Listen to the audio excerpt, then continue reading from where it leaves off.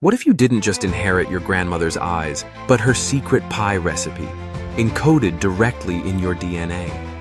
Imagine being born with an instinctive knowledge of flavors, cooking techniques, and even family secrets passed down for generations. Would mealtime become a celebration of ancestral legacy, or would innovation be stifled as new recipes struggled to emerge?